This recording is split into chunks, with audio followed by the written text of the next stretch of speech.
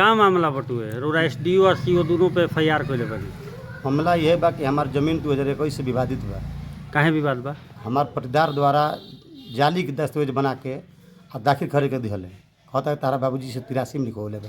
अच्छा। जो कि वो चीज़ पर हम जाके कोर्ट में नंबरी के ले रही कि जाली का 83 में जब रहे तब 40 बरिस तू कहाँ रहा। हमारे पिताजी के जिम्मे में तू कहाँ ले लो। हम नंबरी के लिए नंबरी के बाद सीओ साहब जो रहन वो न्यूज ले रहे पैसा लेकर लेन देन करके दाखिल खारिज कर दिया। वो कोयला के बाद डीएम साहब से हम आवेदन देनी ऊपर जाँच हो डीसर साहब जाँच के लिए रहन ऊपर सीओ पर पद कद तक गठित हुई बटुए कार्रवाई भरी सीओ पे हम अपील कर रही डीसर साहब के जहाँ दाखिल खारिज विखंडित भइल। फिर सीओ साहब कहलें कि आप BLDR में जाइए, आप BLDR से आदेश लेकर आइए तो हम आपका जमीन दखल कराएंगे। नया सीओ जो नहीं ले हाँ ना अजीत सर रहन भरी प्रभार में तो अजीत सर रहन तो हम कोई डुमरा फिर BLDR में कोई केस दोनों पार्टी केस चल हमारा पक्ष में फिर पुनः आदेश भइल। जमीन जूते कितना जमीन बा? जमीन में बटुए 100 बीघा ले। कौन मौजा है? 61 मौजा। अच्छा। 61 मौजा खाता नंबर 849 थाना नंबर 449 प्लॉट 4 गो बा। तो उमें डीसर साहब ले BLDR में स्पष्ट स्थित दिला बने कि अंचल अधिकारी को आदेश दिया जाता है कि आवेदक की भूमि को दखल कब्जा दिलाना सुनिश्चित करेंगे। यदि विधि व्यवस्था में समस्या उत्पन्न होती है तो थाना अध्यक्ष नामांकन को सहयोग प्रदान करेंगे। यदि नंबरी बात संख्या 28-21 में विपक्षी के पक्ष में यदि आदेश पारित होता है तो उस आदेश का अनुपालन किया जाएगा। अभी इस पर आदेश का पालन करना है। हमको 4 महीना से सीओ साहब दौड़ा रहे थे। कौन सीओ? अभिषेक गर्ग जी। अच्छा, जो वर्तमान जो सीओ हैं 4 माह से हमको दौड़ा रहे थे। पुनः उस समय चुनाव का मामला देखा कि चुनाव हम भी मटिया के चुनाव में चलिए कोई बात नहीं है। चुनाव के बाद हम गए तो बोले कि ये दिक्कत है अभी समय लेते हैं नोटिस करते हैं। तो मैंने पुनः थाना पर भी नोटिस दिया थाना पर भी हम गए थे। हम लोग शिकायत में केस डुमरा वहाँ कब किए? 25 तारीख 25/6 उसमें 8/7 को डेट पड़ा था 15/7 को डेट पड़ा था। उन्होंने समय लिया था कि हम दखल करा देंगे। मेरा दखल नहीं कराए। उसके बाद पुनः उन्होंने जब लोक शिकायत में केस किए RTI भी लगाए सूचना अधिकार भी लगाए हैं। इससे पहले से वो आक्रोशित थे हम पर। हमने मुख्यमंत्री को भी आवेदन दिए हैं, डीएम साहब को भी आवेदन दिए हैं, प्रभारी मंत्री थे उनको भी हम आवेदन दिए हैं। सभी तक जगह अपने गुहार लगाते रहे, हमारा कहीं न्याय नहीं हुआ। तो 24/7/24 को सीओ साहब ने पुनः लेटर निकाल करके थाना के फोर्स मांग किए कि चलिए ज़मीन दखल कराना है। अच्छा, आपका ज़मीन? मेरा ज़मीन दखल कराने के लिए नोटिस निकाले हैं। इसका नोटिस यहाँ है, दिखाइए। इसका नोटिस यहाँ है, दिखाइए बढ़िया से पकड़िए दोनों हाथ से। देखिए अच्छा, ये नोटिस है सीओ साहब ने निकाले हैं। थाना से फोर्स मांग की। ठीक। उसके बाद उस दिन नहीं आए। उस दिन बोले कि हम नहीं आए, थाना अध्यक्ष नहीं है। हमने बोले कि सर फोर्स है, व्यवस्था है, परवरिश बात हुआ। तो बोले कि कोई जरूरी नहीं कि हम ही जाएंगे, हमारा फोर्स है, पत्रकारिक विदा कर रहे हैं, हमको विधि व्यवस्था देखना वहाँ जाकर दखल करा सकते हैं। तो सीओ साहब उस दिन भी नहीं आनाकानी कर दिए।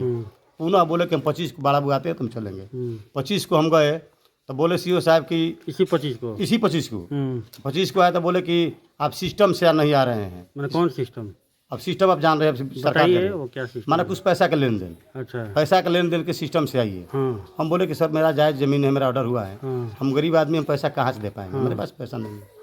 उन्होंने कहा कि पैसा नहीं दीजिएगा तो नहीं होगा। पुनः उन्होंने 25 तारीख को लेटर निकाले कि 26 तारीख को तुम्हारा दखल करेगा। अच्छा। उसका नोटिस मेरे पास नहीं, थाना पर लेटर गया है, उसका भी प्रूफ हम दे देंगे। 26 तारीख को बड़ा बाबू की भूमि बाद 25 तारीख को कोर्ट में था, न्यायालय डुमराव था। उस दिन थाना पर डुमराव मुलाकात भी हुई। बोले कि 26 को SDO से बात हुआ है, SCO से बात हुआ है, हम चलकर हम लोग दखल कराएंगे। तो हमने स्वस्थ हो गए कि चलो भाई 26 को मेरा दखल होगा। 26 को हमने जब हमको 11 बजे कुछ मिनट पर हमको सरकारी अमीन वाला बुलाया गया कि सीओ साहब से बात करके बुला रहे हैं। हम गए तो गए तो सीओ साहब बोले कि बैठिए बाहर, उसमें हमसे नहीं मिले। तो फिर हम चले गए थाना पर बड़ा बाबू के पास। बड़ा बाबू पूछे सर क्या हुआ? थाना प्रभारी बोले कि हमारा अभी कोई सीओ साहब नहीं कुछ कहे, हम जाएंगे तो हम जाएंगे। पुनः जब उधर से हम बुलाए थे तो 2:30 के लगभग हम अंचल में गए। अंचल में गए तो बोले कि क्या हुआ? कहीं सर क्या चीज़ है? तो कुछ उस दिन कहे तो समझ में आया, कहीं सर मेरे पास पैसा नहीं है। तो बोले कि पैसा नहीं है तो साले ऑफिस से बाहर जाओ। अच्छा। तो कहे कि ऑफिस से सर बाहर के बुलाए थे, हम आए हैं, आप ऑफिस से बाहर का है। गाली दे दिए? गाली दिए। कहने कि आपका मानसिकता क्या है, हमारा दखल होगा कि नहीं होगा? ऑर्डर का अनुपालन नहीं कर रहे हैं आप, जैसे आदेश के भी अनुपालन नहीं किया जा रहा है। तो बोले कि माधव चौथ बहस करे कि बाहर जाएगा। हम इसी पर बोले कि सर हमको गाली क्यों दी, हम गाली कहाँ दे रहे हैं? इसी पर 2-4 आदमी जो बाहर में थे वो लोग आए, उनका वीडियो भी बनाए हैं और बताया जाए कि हमको हमारे ऊपर केस भी किए।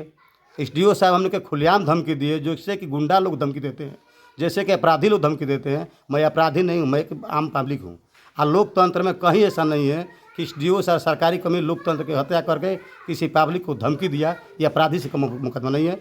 इसके लिए मैंने न्यायालय में भी गया हूँ, एसडीओ और सीओ पर खिलाफ मैंने परिवार पत्र दायर किया हूँ, और मैं हाई कोर्ट भी जाने के लिए तैयार हूँ। मैं इनसे आर्थिक और मानसिक परेशान हूँ। मेरा इनके चलते मेरा खेत दखल नहीं हुआ, मेरा खेत जोताया जिसका मेरा बाहर जाना हुआ। मैं बहुत बड़ा किसान भी नहीं हूँ, मेरा 2-4 कट्ठा खेत है, 2-4 बीघा खेत है, इससे ज़्यादा मेरा खेत भी नहीं है।